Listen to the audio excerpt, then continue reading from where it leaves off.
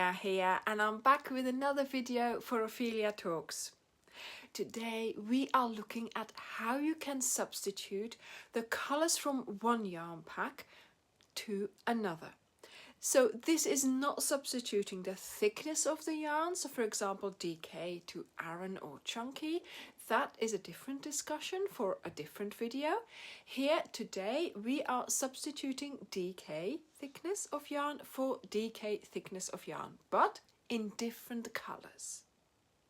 When you substitute colours, there are a few things to consider. But first of all, we will discuss about how you are going to substitute the colours, and then at the end of the video I will also tell you the things you need to consider when you are substituting. The easiest way to substitute colours is to use your pegs and to know the colours of the original colourway. So you would find those in the colour table, and to then pick your pegs for your chosen colourway, lay them out in two columns, column A being the original colourway and colour B being your new colourway, and then you can just add colours randomly to these columns. You could also just make a list of the colours in column A without using your pegs, and then writing down the list of the new pack of your new colours in column B, and just pairing them randomly and go for it.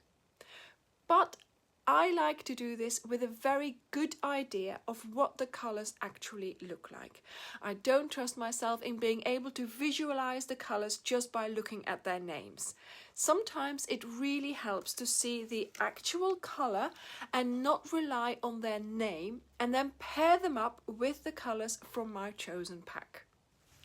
Then you are going to take the balls of the new colourway and put maybe a new sleeve on them, and in big letters write the name of the original colourway on that sleeve for that particular colour. So if you pick up the lime, your colour might not be lime, this is storm blue, but the original colour table tells you to use lime and you are using storm blue instead of the lime. So make sure you pick up the correct named colour, not the colour according to the colour, but the colour according to the sleeve. This is the gem jar in the original colours, and here is Jack showing you the gem jar in Christmas colours. Now, if you do this for the Lizzie, for example, you're going to have to take into account that at some point in the Lizzie, there's going to be a darker patch where the browns are repeated a lot. So if you sub a colour, you will find that that colour is repeated a lot in that location.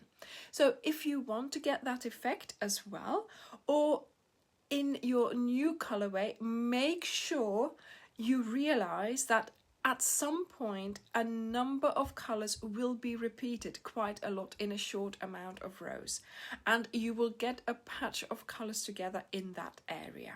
You will also have to take into account for some of the blankets the colours that are used in the border. So if you want the border to have a particular colour, decide that first and then make sure you know which ones they are, so you can substitute those with the ones that you have chosen for your border. And then go ahead and randomly do the rest of the colours, or do it colour for colour. So for instance, if you have a green and you have a green in the new colourway, then you can substitute those directly. This is where the use of the pegs again comes in handy, because you know exactly what colour your original colourway is, and then you will find it a lot easier to substitute those colours with like colours from your new colourway. And then all the other colours you will just have to throw them in there randomly. Another thing to consider is that you need to keep in mind that some colours have been chosen in a certain order. For instance, the colour theory. I chose a particular amount of colors, put them in a certain color order, and then we made the blanket like that. So if you want to substitute these colors randomly, go ahead, and that's fine. But if you want to have a certain effect, like I did in the colorway, then you might want to put the colors in a certain color order to have a gradient of colors. And then you can put that gradient of colors next to the original colors and name them like that. Place your sleeves on them with their corresponding colors in the original colorway. Now, once again, I am talking about substituting our color packs for another one of our color packs, and not just with a random pick from your stash of colors. I do not know what colors you might have in your stash, but I do know our packs, and I know the colors in the packs work together. And this is how we sell them, and we have successfully made blankets with them. And I can confidently say that if you mix any of these colors within the packs, you will have a lovely looking blanket. Now, picking your own colors and subbing those, that is a discussion for yet another video, or maybe even a Zoom session on how to pick colors to combine them successfully into a color palette.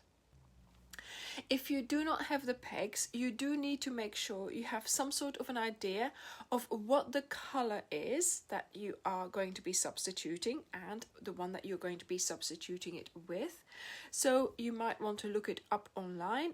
And if you do happen to have that particular color in your stash, snip a little bit off to see that you can, lay them down and visualize things, and that will make it easier for you to pair them up with the new colors.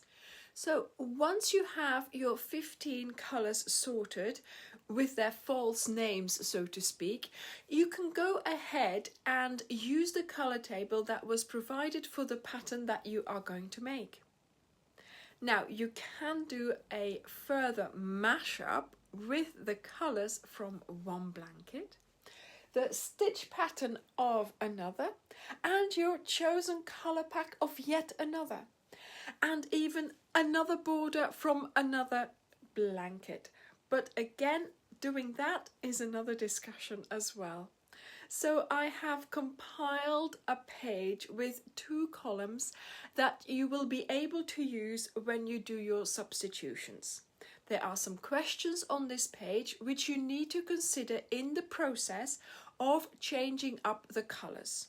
So I wish you good luck, and I hope you have lots of fun making lots of my patterns in different colorways. For the download of this page, please go to the Facebook group, and in the files there you will be able to download this page for your own use. Thank you for watching to the end of this video. I hope you found it informative. Don't forget to subscribe to the channel, like this video, and if you know other people who would be interested in this type of video and the projects that I publish on my channel, please do share this video with them so they can become part of our community too. I love seeing everybody's projects in the Facebook group, so please do go to the Facebook group, join it, and show us your projects there. And of course also your mashups. We have albums there for color packs, for patterns, for particular blankets, and you will be able to find lots of inspiration there to swap the colors around, swap the patterns around, and make your own unique version of a design that I came up with. Thank you for watching my video, and I will see you in the next one. Bye!